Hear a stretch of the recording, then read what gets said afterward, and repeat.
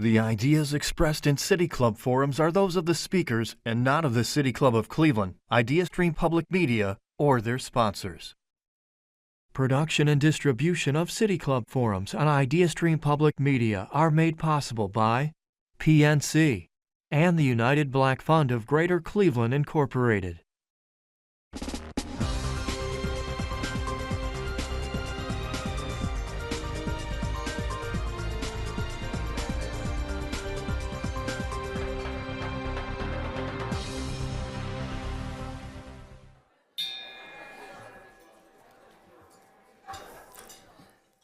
Hello, and welcome to the City Club of Cleveland, where we are devoted to creating conversations of consequence that help democracy thrive.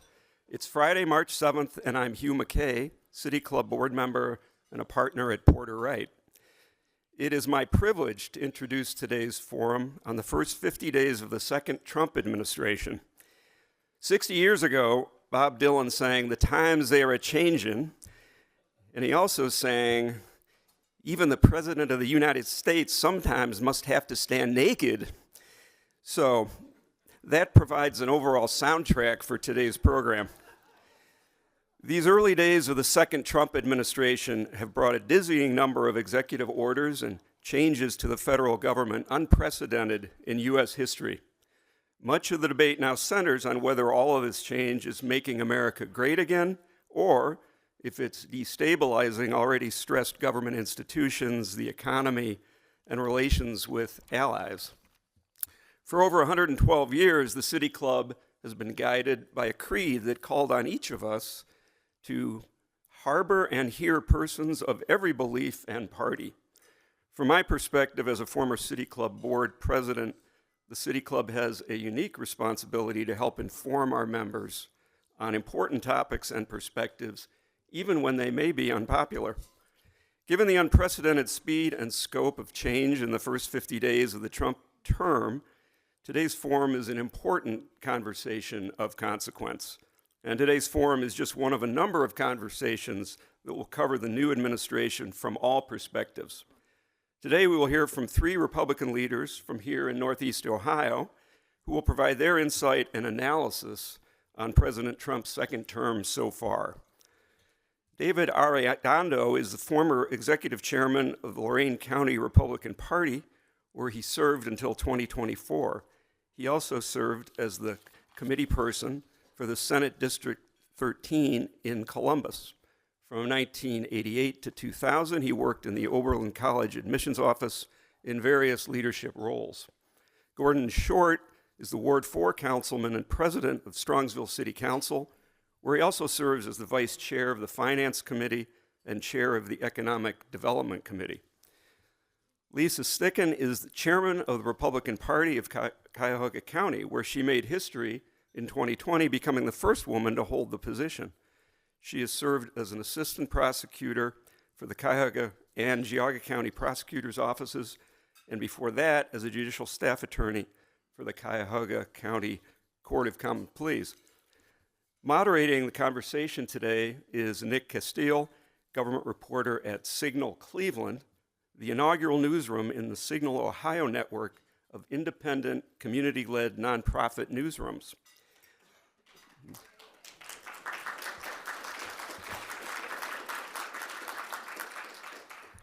Nick has covered politics and government in Northeast Ohio since 2012. If you have a question for our speakers today, you can text it to 330-541-5794, and the City Club staff will try to work it into the Q&A portion of the program. Members and friends of the City Club of Cleveland, please join me in welcoming David Arredondo, Gordon Short, and Lisa Stickan. Nick, the floor is yours. Thank you very much. Thank you, Hugh. Well, thank you all for being here. Thank you to our panelists for joining us for this conversation. I want to take some time for us to talk about what you are seeing and hearing on the ground as people are processing these first 50 days. What you're hearing from your constituents or from your party members about what they like, what they don't like, and what they want to see next. And I wanted to start with the issue of immigration, which has really been a cornerstone of the Trump phenomenon. I was looking back at some history last night preparing for this. It was 12 years ago that the Senate passed an immigration reform bill that had support from Republicans like Marco Rubio. It had border security and a pathway to citizenship. The House didn't take it up. Then Eric Cantor lost his seat in a GOP primary. And in 2015, Donald Trump went down the escalator at Trump Tower. And here we are 10 years later. David, I want to start with you. Why do you think it is that immigration as an issue has so caught hold with the Republican base? Why is that such a motivating issue for Republicans? It is because of the fact that currently, and it's been since 1986, when there was an immigration bill passed under the Reagan administration, since then, there has been nothing to redirect or to reform that immigration bill. So Congress has tried for several years, over that period of time, to make some changes, as you suggested that or you mentioned in 2013, something was done. The problem that comes up are, to me, there are two ways to deal with the issue. One has to first do with border security. The other one has to do with the actual immigration process. So therefore, they should be two bills that are done separately. And there is the problem in trying to get it passed because both the House and the Senate combined them. And when you combine them, it makes it difficult to agree on what should be done. You may like what is said for border security, but you don't like what is being done for immigration. So as someone who worked in college admissions, recruiting international students, I understand what the visa process is, what the immigration process is, and what we really need to do to try to solve this problem right now with the illegals has to be that unlike 1986, where they granted an amnesty to those who were illegal and they could stay here and they could just proceed and become, permanent residents, et cetera. They need to require these individuals who are here illegally to return to their country and to enter the United States again in the same process that legal immigrants do. And so that, to me, has to be one of the ways to reform what is currently happening. And what I'm interested in, too, and Lisa, I'll ask you this, is, after 2012, there was discussion among Republicans of what do we have to do to win a presidential election again. And some people said the answer is we need to moderate on immigration. Trump went the other direction, and he won. And he really, struck a chord with voters, with certain voters who really supported him. Right. I'm interested to hear, what do you think it is about this issue that has really just caught hold with people who are big supporters of the president? I think it just ties into the America First agenda. And I know when you say that, people who aren't maybe the biggest fans of the president find those, America First to be a cringeworthy phrase, but to people who support the movement and to people who are, I would say, even independent voters, it means taking care of our backyard, our citizens who are not really where they need to be, looking within our own cities where we have failing school districts, looking within our communities to see veterans who are struggling. So I know when I talk to people who are interested in supporting President Trump or want to know more, that's usually where the place they're coming from, because they like that. Does it, and I think a country securing their own borders really shouldn't be controversial. We do have legal immigrants here who go through quite a process to get here, and it's really not fair to them to have this sort of end round because they spent years going through the process. Now, to David's point, yes, we need to look at the process. It shouldn't be so hard for some of these people to legally come into the country if they're doing everything by the book and take years and those difficulties. But for securing the border, there's other issues that came about. Now, you're referring to 2012 when Mitt Romney did lose that election. The Republican Party did an autopsy, if you will, of the election. We were part of that in Cleveland as well. Frank Lutz came here at Jones Day. We met with him in the conference room and had a big meeting to talk about it. And I think any party, when you lose an election, should do that, by the way. The thing is, things changed between 2010 and 2012 and 2015. And there was this shift where people were kind of tired of looking at the border and seeing caravans coming through, because this raises other issues: fentanyl, drugs, trafficking at the border. That's something I think we do need to take seriously and look at, women and children in particular. The process, people paying mules to get them through and putting children in danger. These are real issues, creating issues at the border towns. That really has sort of bubbled up. I would like to note, even in this last election, that was such a hot issue, that you did see Kamala Harris, Vice President Harris, start to message on the border as well. I mean, that should also be a signal, I think, to everyone here that that is an issue where the majority of voters feel passionately, not just Republicans. I'm curious, when you had that meeting at Jones Day to talk about, the autopsy after the 2012 election, did anybody say, who we got to run next time? Donald Trump.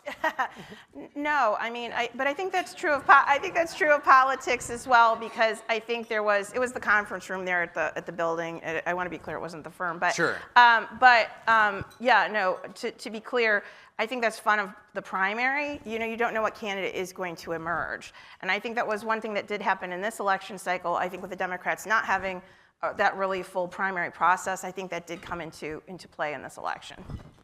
Right, yeah, exactly. Not having a primary, a substantial one, and then with President Biden getting out so late in the game, it changed everything. Well, Gordon, I want to bring you into this conversation, and I think going off of what we've heard so far, this issue of people who possibly have been living here in the United States for a long time, even if they are not authorized to be here, right? There are people maybe who are new arrivals who have been turned back at the border or have been let in or are waiting for asylum proceedings, what have you. There's also people who have been here for a long time and have built their lives here, despite the fact that they don't have legal status. I mean, what do you think about the idea of picking up people who have built lives here and sending them back to a place that they left a long time ago? Well, I think it's obviously an issue, but I think as people look at it, I mean, for those people here, they still haven't been here legally, and why haven't they gone through that process, or have they've been here long to now integrate themselves in or go back to that process? So maybe there can be some compromise on what we can do with those that have been legally, that have not committed crimes or anything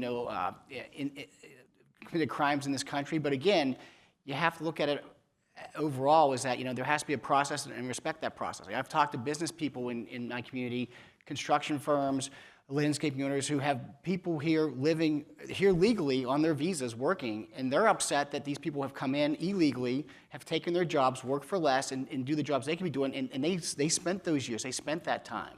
So again, there is a process. You should respectfully follow that, and if you don't, then there is a consequence of that, and then you can come back in and then do it legally through a process. So I mean, I think, even if they've been here a long time, again, at the end of the day, that is the process, and we have to respect the process. That's why we have laws. We're a country of laws and a country of rules, and we should follow those.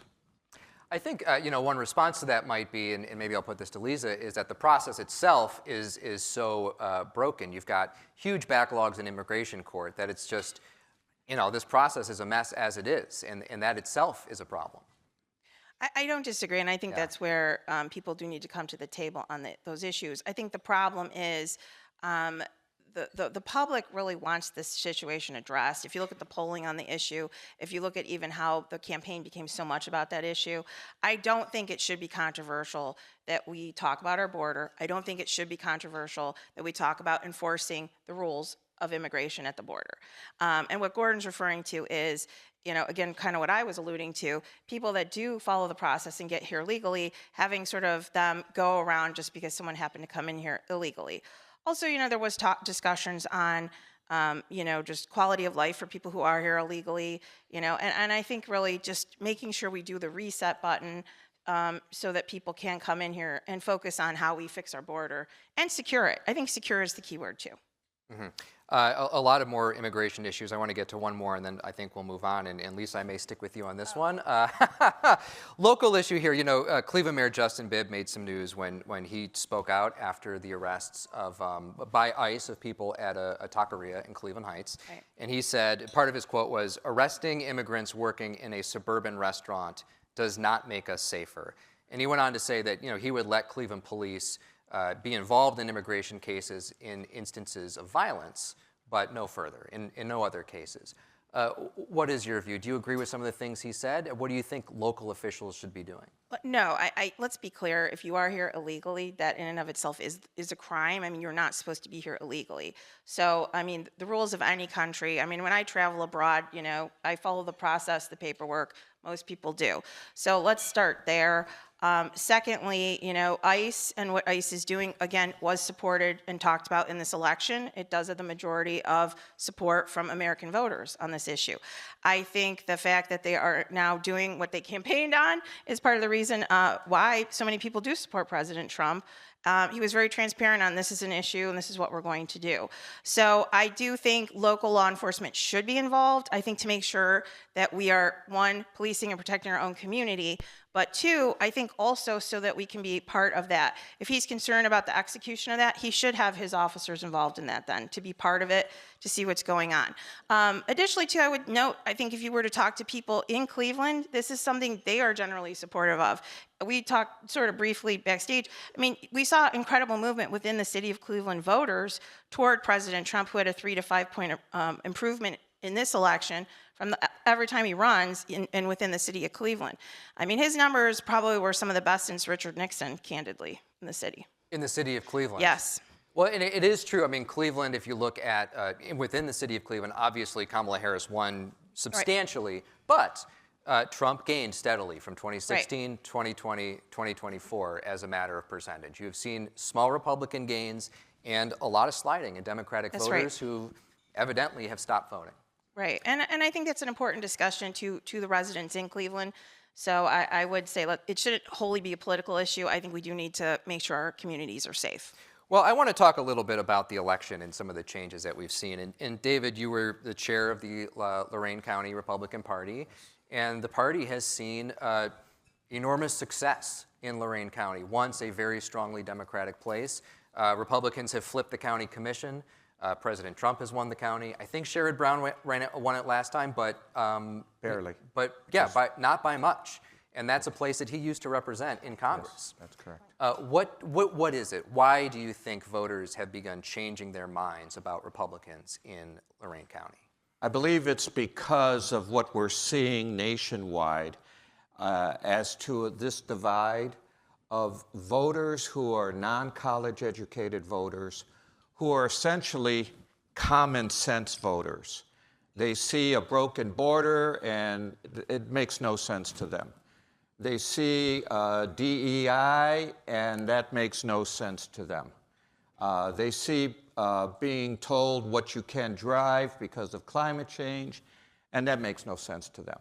So the polling shows that non-college educated voters, those without, let's just say those without a bachelor's or master's degree. And that's usually the dividing Sure, line. you could go to college, you could still be a community college graduate or so, but in any event, that to me is the answer, because Lorain County is profoundly blue collar, working class, and so these are the voters that have decided to vote Republican. So you've talked about a few of the things that you mentioned, you know, DEI, electric vehicle rules, things that I think Democrats have aligned themselves with, and you're saying Republicans are rejecting those things, or voters are rejecting those things. What is it that Republicans offer that you think non-college voters have found some sort of common ground with? They want to have economic security. They want inflation to be taken care of. They want fairness. They want people to be treated based on their abilities and their merits, and not the color of their skin. And they are profoundly American. They are proud of being American. They're proud of the flag.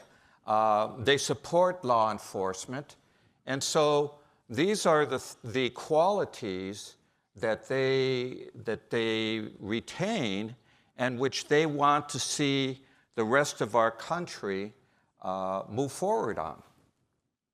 I'm going to move ahead a little bit for the sake of time. Unless, Lisa, did you want to jump in any more on election results? Because we've seen changes in Cuyahoga County, right, too. I did want to highlight just briefly, the largest city in Ohio that Donald Trump did win was in Cuyahoga. It was Parma, Ohio.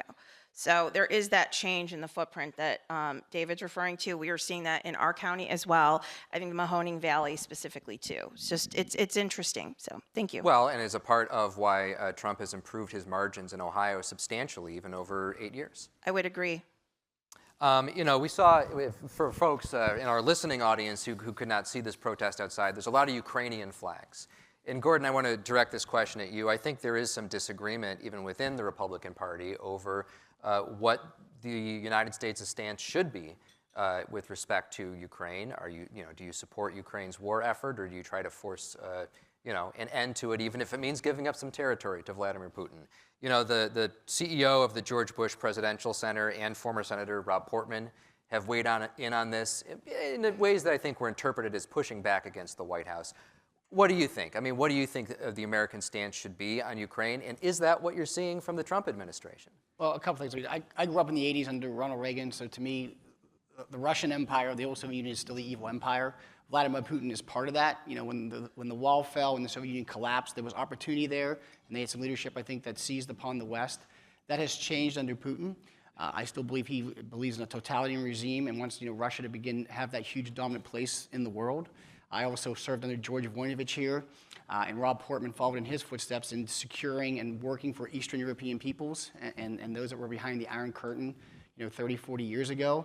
So we come full circle now, and while I will say the dynamics of Europe have changed, I mean, the post-Cold War, does the United States and NATO still have the same fulfilled mission that it did to fight the Warsaw Pact? No. On the flip side, though, you are looking at, again, history, those who fail to study history are doomed to repeat it. You look at, the appeasement to Nazi Germany, with Chamberlain, and we kind of let dominoes fall. So I do look at this as this is a line that I think the West has to hold in Ukraine. We cannot let the Ukraine fall. The Trump. There you go. You got some applause. Thank you, folks. Appreciate the applause. If you wouldn't mind holding it so we can keep the conversation. I was not expecting any of that today. I'm not a foreign policy expert, but again, from what I'm seeing in the trenches, there are a lot of my constituents that there are some that just say we shouldn't support any of this with foreign aid, and we have sent a lot to Ukraine. I will say the Trump administration is trying to negotiate peace. There's nothing wrong with that, but at what cost? And I will say I do like the mineral agreement.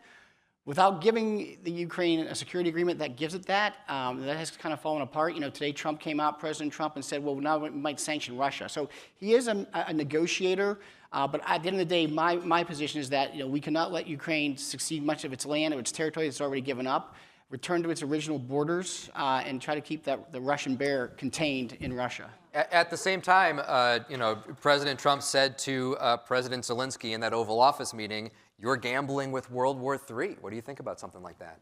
Well, I mean, listen, I told my kids, 4 years ago when that happened, I said, we're looking at, this could be World War III here. So it is a scary point, and we want to stay away from that. And, if Trump's goal is to avoid World War III, that is an admirable goal. But again, you cannot give up at the end of the day.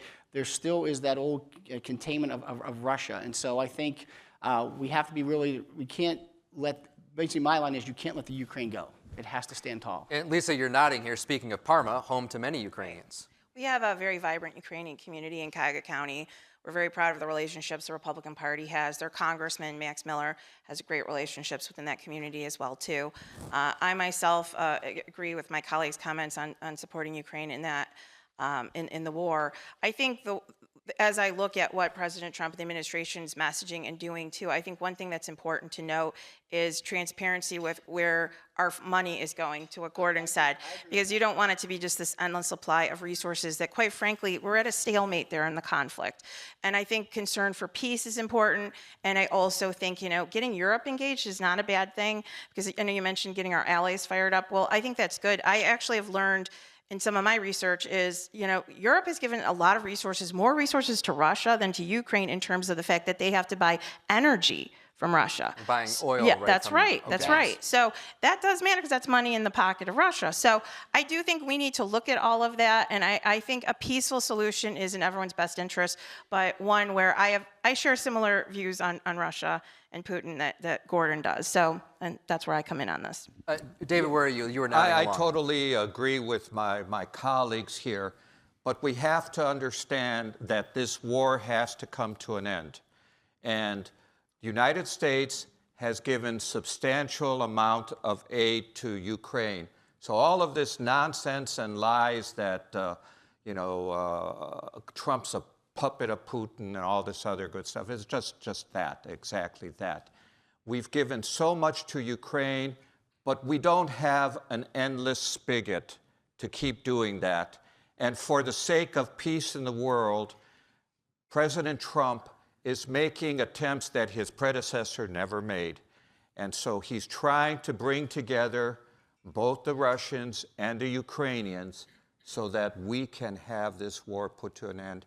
Let's have peace. Let's stop the killing. I imagine the concern, at least from people who are supportive of Ukraine, would be if peace means giving up territory or giving up something to Russia, does that give Russia a victory? I don't believe it. I don't believe it does. I don't believe it does. You have to have agreements. You have to have compromise. And if that's what it's going to take, because the converse of that is, well, we're going to keep fighting until we make sure that they are out of those territories. And we don't want to do that. We don't want to keep this war going on. And so if some compromises regarding territory have to be made, but if the Ukrainians are unwilling to do that, well, I'm afraid that this war will continue. I want to turn now to DOGE, the so-called Department of Government Efficiency, which is the essentially, Elon Musk-led enterprise to cut the federal government, although officially I think he's not the titular head of the organization. In any event, there are more than 16,000 federal workers here in the Cleveland area. The federal government is the 6th largest employer in this city, in this municipal area. Lisa, I want to go to you. Do you think that the federal workforce should be reduced? Well, I think the concept of DOGE isn't just let's cut job for job's sake. I mean, I think the mission is to reduce waste in government and to spend money efficiently. And there's a lot of expenditures outside of employees within government, things we're spending money on. I think shining a light on that and having transparency on that is a good thing. Let's start there. In terms of our federal workforce, I am the daughter of 2 federal employees myself, very proud of that, and who've really dedicated themselves to public service. And I know we have amazing workforce here in Cuyahoga County as well and throughout the state. No, but it is important. We are in deficit, and the concept of DOGE is to look at what we're spending, not just who's employed and what they're doing, but making sure we have an efficient workforce. And I think that's the concept. I will note, this is another popular concept that came out of the election.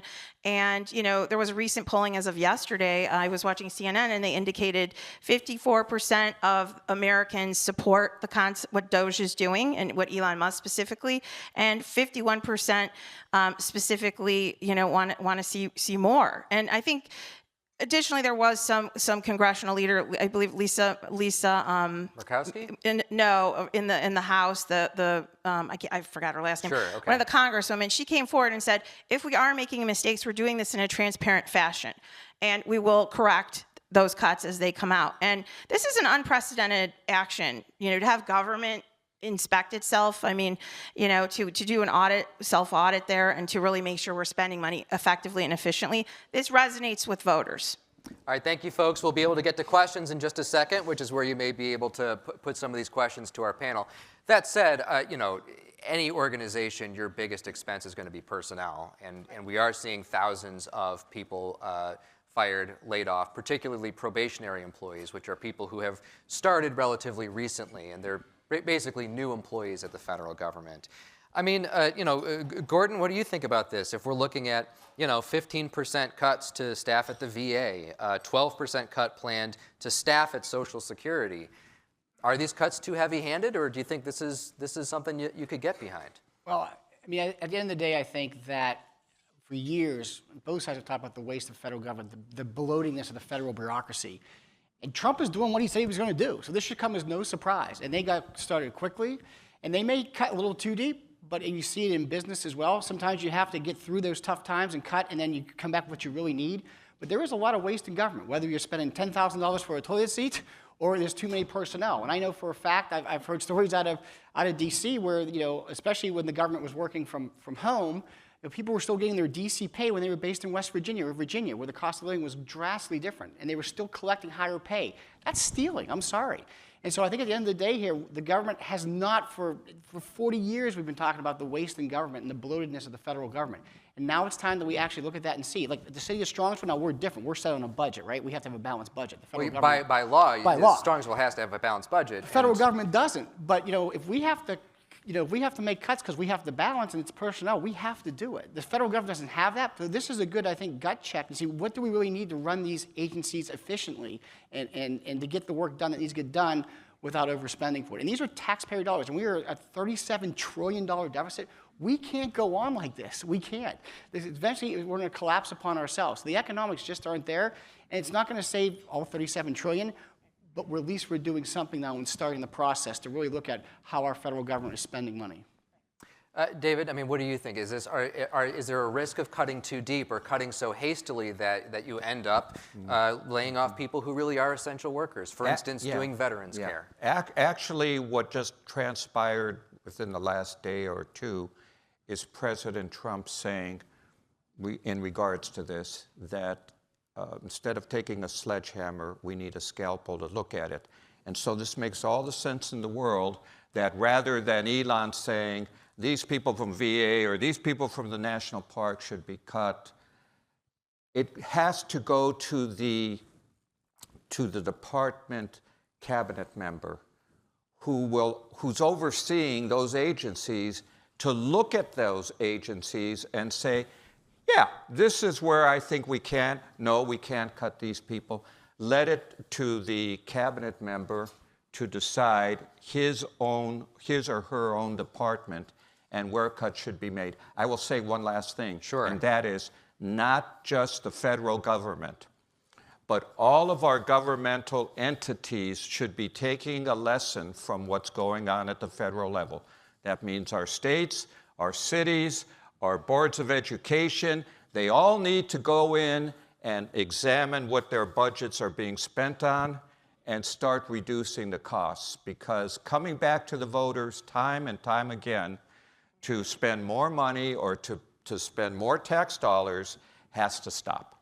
So very shortly, if I could just really quickly, then we'll go to you. Very shortly here, we're going to move to questions. So if you've got something that you want to ask our panelists, that you would like our panelists to address or engage, think about that now. We'll be coming to you shortly, and City Club staff will be there to assist you getting to the microphone. But yes, Gordon. I just want to add to that. He made a good point.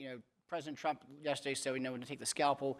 On the tariffs, he's kind of paused that now for 30 days. So it isn't like everybody say, oh, he's a king or he's running like a dictatorship. No, he is listening. He is changing some tunes and some policies. He's still keeping with his focus and what his mission is. But he is listening and taking note of what is happening and how quickly and is it the best thing for the country. And he has pivoted on some things. And I think you might continue to see that as we roll through this agenda. Although, I mean, on that issue, I mean, the threatening to impose steep tariffs on our trading partners, Canada and Mexico, then pulling it back, delaying it. That uncertainty can rattle investors and lead to, uncertainty in the economy, do you think? Right. Yeah, markets do not like uncertainty. So they know either want to have it or we don't. But when you do it back and forth, it is, and that's why I think you think the Dow and the markets have gone up and down. On the flip side, though, again, I'm more from a business tax side. We already have the revised NAFTA now, so let's look at this. I think he's trying to achieve some things in his first rounds of potential tariffs. Stemmed the fentanyl trade, agreed Mexico to work against the cartel. So he is using these the cards he's playing are negotiating chips. I mean, you have to remember, Trump is a businessman and a master negotiator. He's using this to get these countries to agree to what he wants the United States and these countries to work with us on these issues. So I think we'll see some pivot to that. But I do. Markets don't like uncertainty, but we are where we are right now. But Canada is worried that he's going to blow up their entire alliance, something I was reading this morning. In any event, I'd like to turn to questions now. So we are about to begin the audience Q&A. So for our listening audience, either live streamed or on the radio, I'm Nick Castele, government reporter with Signal Cleveland. I'm the moderator for today's conversation. We are joined by 3 Republican leaders in Northeast Ohio. They're providing their insight and analysis on President Trump's second term so far. Here on stage, we have David Arredondo, former executive chairman of the Lorain County Republican Party, Lisa Stickan, chairman of the Republican Party of Cuyahoga County, and Gordon Short, who is the Ward 4 councilman and president of Strongsville City Council. And now it is your turn to join this conversation. So again, if you've got a question, get ready to come to the microphone, and we'll begin with you. Hello. First, I really want to thank you for being here. It's very important, and we are so lucky in the city of Cleveland to have a place like the City Club where we can have a civil discourse on important questions of the day. Please know I am here because I have a sincere interest in your response to a question that has bothered me for quite some time. In the United States, we've grown to believe in the importance of truth, justice, and democracy. The current president is well known in his campaigns and while in office of stating falsehoods. Very quick examples. The 2020 election was stolen, despite the fact that these claims have been consistently debunked by courts and election officials. Since he has retaken office, he stated without any evidence that the mid-air crash over the Potomac that killed 67 people was caused by a DEI hire. And of course, his recent one regarding— If I may, thank you for the question. My question. Sure. If I may. The question. So here's my question. Do you believe it's important for the President of the United States to tell the truth? And what, in your opinion, and the Republican Party, are the consequences of the President of the United States not telling the truth? Lisa, ladies and gentlemen, thank you for the question, and let's hear an answer. Lisa, what do you think? Well, I would say look at the last 4 years prior to this, and I think the consequence for Joe Biden and perhaps concealing his— Hang on, you know, folks, let's let her answer the question. You've asked it. Right. The floor is yours. So here's the thing. You're not going to like my answer because we're not going to agree. So let's start there. One, I think you're sort of selecting certain lines where I could provide you counterpoints within Republican circles that we view these things. One, we're in Ohio, and we're blessed with very safe and secure elections. Let's start there. I think, you know, we as a community come together, both Republicans and Democrats, to, I think, deliver. So let's start there. Within other states, they don't have the apparatus and setups that we have, and there were some issues within the last election cycle. I think what you saw the Republican Party do was address those ahead of the gate, sort of ahead, and just really go into those states and embrace those particular voter laws. I mean, they're not what Ohio has. We're a gold standard. I just want to start there. So when we talk about election integrity, I could point to specific issues in Pennsylvania, in Georgia, consent decrees that changed the rules on, you know, mail-in ballots. We could talk about this in Pennsylvania, you know, how they changed the rules on the absentee mail ballots, and now they ended up coming in with a decision that undid that decision, which led to many ballots being counted. But why this is kind of rehashing issues that really kind of didn't resonate in the 2024 election is because that isn't what the voters were looking at in this election. Let's start there. Number one. Number two, you know, I think the last 4 years with President Biden, I don't think the public had confidence. They didn't feel that he was present and as alert as he needed to be, and they felt there was a concealment of that. So talking about honesty, I think there is an impact there, and I believe the voters spoke on that issue. Thank you very much. Thank you for the question. I would just note, I mean, yes, the Pennsylvania issue was a real legal issue that was litigated over the timing of, I think it was the provisional and absentee ballots.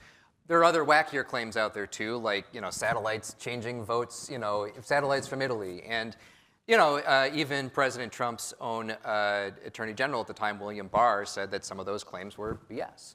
But I do take your point that there was real litigation over that particular issue. I don't know if it would have changed the results, but it was something that was litigated. Yes, sir, your question. All right, I appreciate David mentioning how the cabinet members are going to go through things as opposed to what was happening before that. But I want to ask a question, either or, like if you had to choose. In the late 1990s, you had John Kasich. He was the head of the Budget Committee in the House of Representatives. He's an elected official. He had hearings to see what they could trim out of the budget. He did it in an open process, democratic government kind of a way.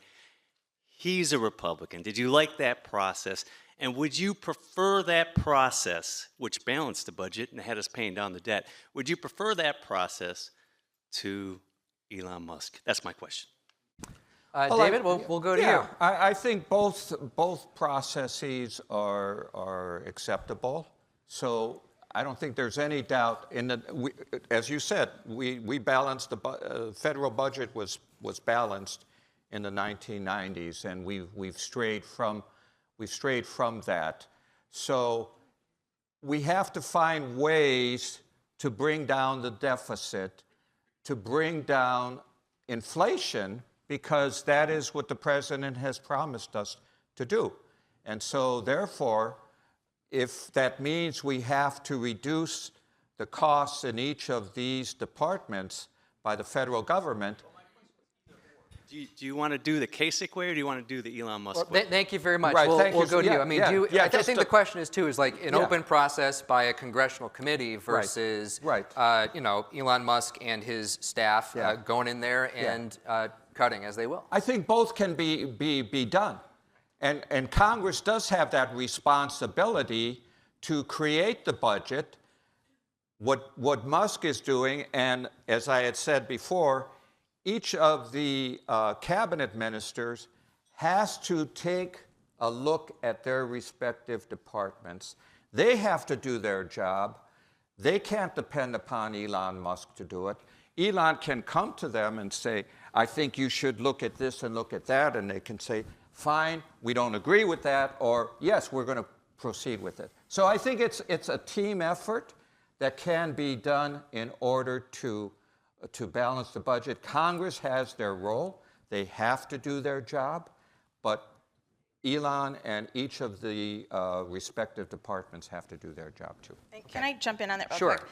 I also did see Speaker Johnson recently come on different interviews, various stations, say, we welcome Democrats to be part of the process. I think getting everyone in the room could start some discussions. Yeah. So, go ahead. Yes, your question, please. Hi, my name is Kyle Williams. I'm 16, and I go to MC Square STEM High School. And with the future of the U.S. coming, when I'm going to be, at least for me, I'm going to be working age when, Trump's second term ends. I want to know, do you think that if we keep cutting federal jobs, do you think that's going to persuade people from working federal jobs, such as how, there's many engineers who don't want to work at places like NASA and are choosing other alternatives because they think they're going to get cut at one point? It sounds like the worry is, is that going to turn away talent who could be of service to the federal government? Gordon, what do you think about that? I think this initial round is going to be tough, but I think as we get through this, we see what staffing levels are needed. There's going to be great opportunities. I mean, right here in Cleveland, we have NASA Glenn, right? We have federal research facilities here. The DFAS is here. They're still going to need people to do those jobs and good people. I think, if anything, I might argue the benefits and the pay might be better because there's less waste there, and they need to attract that talent. Just like, in the private sector, right? If you need to attract talent, wages, benefits, and the quality of the job. And so I think that'll still be there, and there's still going to be good positions and good research funded by the United States government once we get through this initial round of where is the waste and where can we get rid of the waste in the government. And that's, I think, what they're doing now is finally looking at all of that and going to take it and then from there rebuild the government back up from a more efficient standpoint. Yes, your question, please. All right. My name is Joe McCourt. I work at Metro Health, so obviously it is the safe haven for our city. I do want to say thank you to Gordon and Lisa. I work in Parma, strong Ukrainian population, and I'm very grateful for your support for them. Max Miller is not supporting them for his Facebook page, though. My concerns are the current budget cuts that are coming up that may be affecting our Medicaid and Medicare. I'm sure you're aware 12% of the population in Cuyahoga County has Medicaid. 92% of them are working. And many of our Medicaid patients are also senior citizens who rely on that for their assisted living, long-term care, and everything else. How, if they're going to cut our healthcare funding, how do you expect those senior citizens to continue living in the nursing homes? Where should they go? And then what about the other people in our community that rely on us for their healthcare coverage? Because we all know healthcare is not cheap. Lisa, can I put that question to you? It was Right. Republican Governor, thank you folks, Right. Republican Governor John Kasich who expanded Medicaid under the Affordable Care Act. Right. What do you think about the possibility of cuts? Well, first of all, I have seen Republican leaders specifically address that there wouldn't be cuts to these particular areas, and they said that these are kind of alarm bells that people are trying to to send a shutdown discussion on cuts that should happen. So I do think this is a process. I think there will be suggestions, a budget passed. I think if you have questions and concerns, contact your representatives, be engaged in that discussion.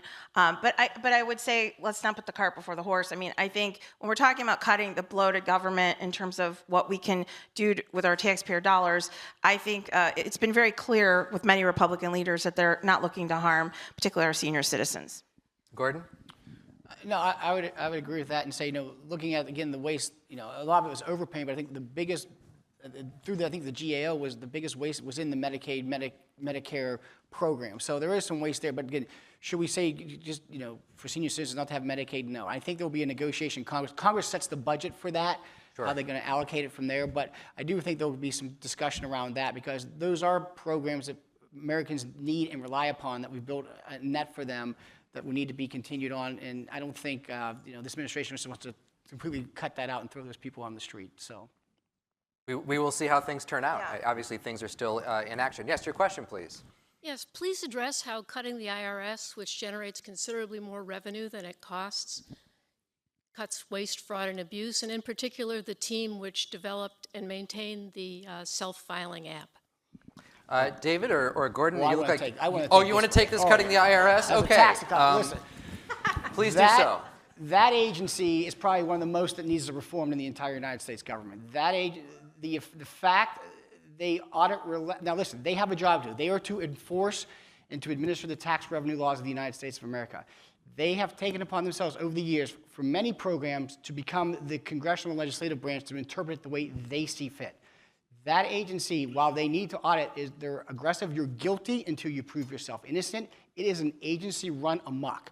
And I am happy and excited that this administration and DOJ is going in there to finally set the tone and reset the IRS. It's not meant to be the internal revenue police of the United States. It's meant to enforce and collect tax revenue, but it's not meant to disgrace, to punish, and to have taxpayers be guilty until they prove themselves innocent. So that agency will need to have full reform to act in the capacity it was meant to be, not to become the police state that it is today, where a lot of times, too, with agents, they don't even think the law applies to them. So I am happy to see the IRS reformed and look forward to a new and better IRS in this country in the coming years. Well, let me ask. I mean, you can tell I'm passionate about that because I have firsthand experience as a tax accountant and tax attorney with the IRS.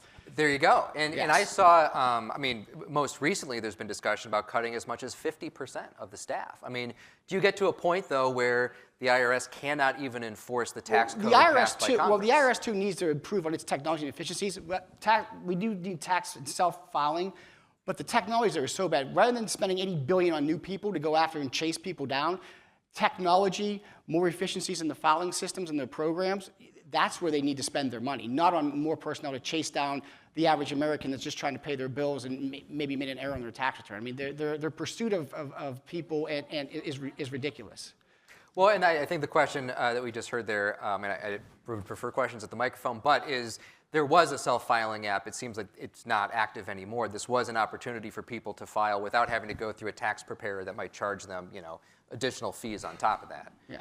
I mean, and maybe it's something they're going to pause. I mean, I'm not exactly sure, but bring that back and self-filing online for sure.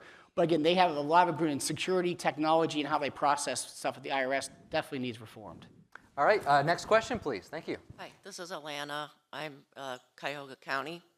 I have a question about, since it seems like you're pleased with President Trump and what he's doing, I'd like to know what your thoughts are on the worldview of Trump, because this is a world society, and the world and all of our allies are quite honestly embarrassed by him. I'm embarrassed by the way he treats our allies. The way he treated Zelensky was appalling, and I'd like to know, is that how you think he should be a great negotiator? Thank you for the question. Thank you, folks. We'll get to the answer to that question. I want to save some time so we can get maybe a couple more questions in. But David, to you, the question about if allies are worried that about their connections with the United States. Do you think President Trump should be more soothing to them? First of all, what we have to see with President Trump is he is the most transparent president we've had in our history. All right, folks, thank you. You had no access You had no capability of our previous president, who wasn't the president. There's somebody else who was performing on his part. Therefore, let me just say this, that President Trump, on a daily basis, is able to take questions from anyone at almost any time. So his transparency translates to the rest of the world, and that is to say that the United States is not the caretaker of the world. The United States is an ally. And so that everybody going forth has to contribute to their security, to their welfare, and cannot depend upon the United States to carry them. And that is his answer, and that is what he is saying to these allies who are suddenly now saying, oh my goodness, now we have to take care of ourselves. Now we have to worry about our own security. Keep in mind that over the 4 years that President Trump was the president, there were no wars started, Israel was not invaded, Ukraine was not invaded, the Chinese kept their place, and that is the transparency of President Trump to the rest of the world, that we're going to have America first, and you in turn have to be able to carry your own weight. And so if they are worried, then they better start carrying their own weight, because now those days are over where we are the babysitter of the world.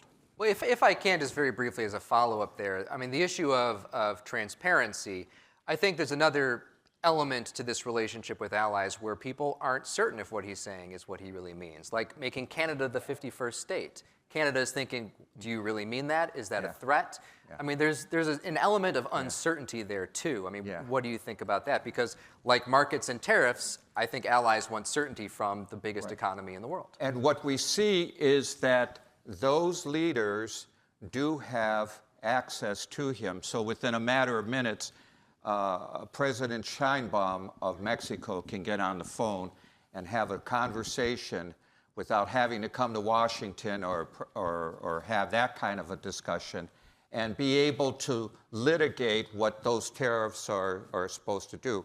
So this transparency is, Trump has an openness to the world. You want to talk to me? Well, let's talk. Okay, I'll agree with what you want to do. Let's pause the tariffs, or we're going to help you with the border, or whatever it might be.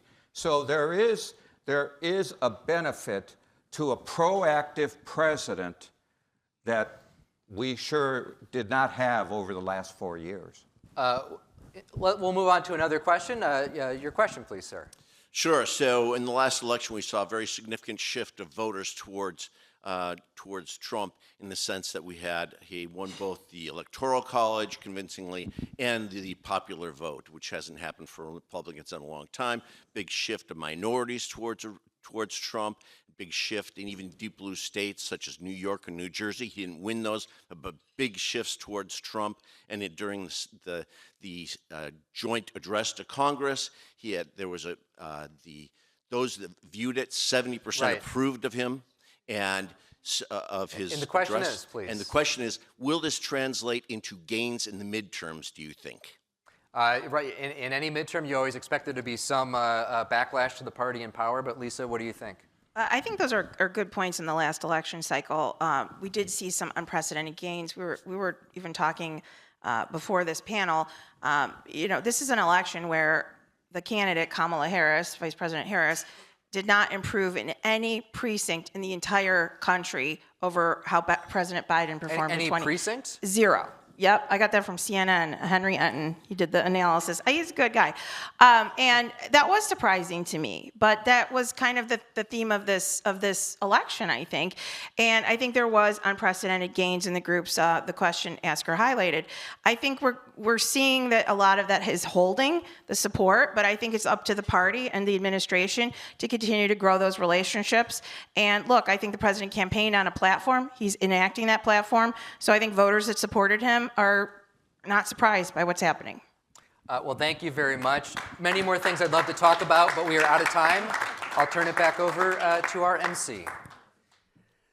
Thank you very much to David Arredondo, Gordon Short, Lisa Stickan, and Nick Castele for joining us today at the City Club. Forums like this one are made possible thanks to generous support from individuals like you. You can learn more about how to become a guardian of free speech at cityclub.org. The City Club would like to welcome students joining us today from Cleveland Early College High School and MC Squared STEM High School. Welcome.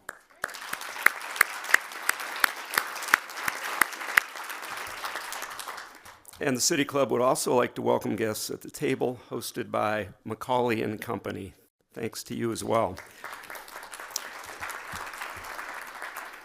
Coming up next week at the City Club on Friday, March 14th, the City Club will once again host the 2025 High School Debate Championship. The finalists will debate the topic, Resolved, the development of artificial general intelligence is immoral. Should be interesting. And then on Friday, March 21st, we will talk about the future of diversity, equity, and inclusion with Kevin Clayton from the Cleveland Cavaliers, Go Cavs, Erica Merritt at Equius Group, and Mark Swain Fox with the Diversity Center of Northeast Ohio. You can get tickets and learn more about these and other forums at cityclub.org. And that brings us to the end of today's forum. Thank you once again to David, Gordon, Lisa, and Nick. I'm Hugh McKay, and this forum is now adjourned. For information on upcoming speakers or for podcasts of the City Club, go to cityclub.org.